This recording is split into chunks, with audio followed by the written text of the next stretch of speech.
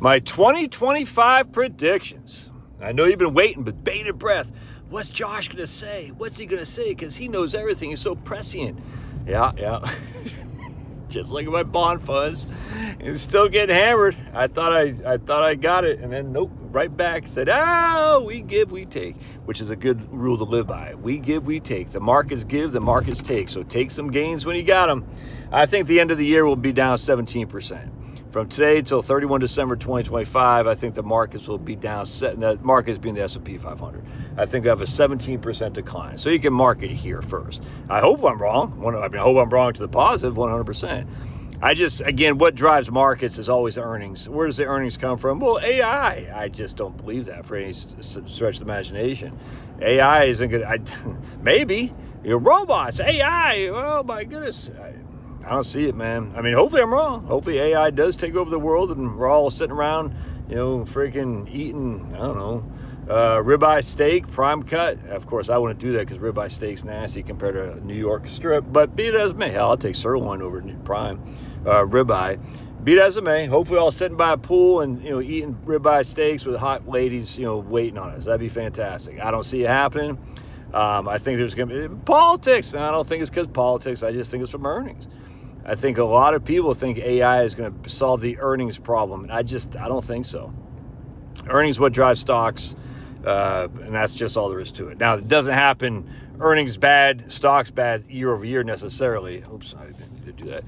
But if you just look historically, earnings are the driver of stock prices. And as such, they can go correspond the same year. They might not. In fact, 2018, the earnings were up. In 2018, the stock prices were down. 2017, the earnings were way down. In 2017, the stocks were way up. So you just don't know. I think a lot of people put a lot of faith in that Trump's going to get a whole lot of stuff done. I just don't see it, man. Legislatively, it's just not there. I think it's going to be a big disappointment in the lack of stuff Trump can get done. And I go back to this. Don't forget, my friends, Obama had massive majorities in the House and the Senate in 2009 and 2010. And what did he get done? He just barely got Obamacare done with basically by the skin of his teeth. That's it. And even that wasn't anything close to a single payer. It's still private insurance. It was just the government to get involved, which sucks, but that's what it was. Whatever, man. Argue all day long. Them's the reality. All right, so what else did Obama get done? Not much, and he had massive majorities. What did Trump get done? He had majorities in 2017, 18. You got the Tax Cut and Jobs Act. That's pretty much it, man, legislatively. All right, and it's a good bill. That's pretty much it. What did Biden? Biden had majorities in 2021 and 22 as well. Man, they were talking about making Puerto Rico and D.C. a state. They're talking about expanding the Supreme Court. And Biden had narrow majorities. Obama had huge majorities. And none of these stuff came to be. They just didn't. Trump's got a tiny majority in the House, a decent-sized majority in the Senate. He's got a majority of 3. We'll take it. Well, actually 4. We'll take it. But legislatively, not much is going to get done. I'm not all that optimistic on the Trump tax bill being retained the way we see it now. I am not. I think there's going to be a lot of push and shove there, and it won't look the same thing. I think it'll ultimately get done. Republicans are put on the earth to cut taxes. So I think at the end of the day, that will be solidified. I don't think it's going to be solidified as much as we think it's going to be. I think it's going to be a lot of log rolling in D.C. to get that thing passed.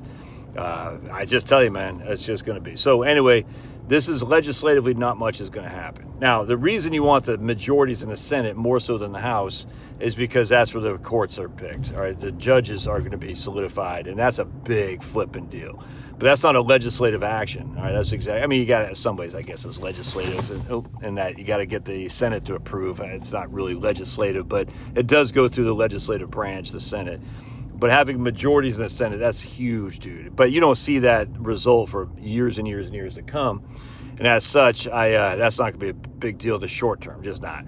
But again, that's a huge. I'd rather have the majorities in the Senate, as we can see, than the majorities in the House if I had to pick. So we're in a better place now than we were when Trump had the House. Well, he didn't have the House. We're in a better place now than what was it? Who didn't? I can't remember. We're in a better place. I think it was Mitch McConnell. I don't think Obama had the House, and I can't remember. But anyway, you'd rather have a Senate majority than a House majority if you had to choose. Now, we got a tiny fraction of a House majority, just not enough to get anything legislatively. So I think a lot of people are holding out, think, oh, we're going to get all this done. Dude, I'm just telling you, I don't see it, man.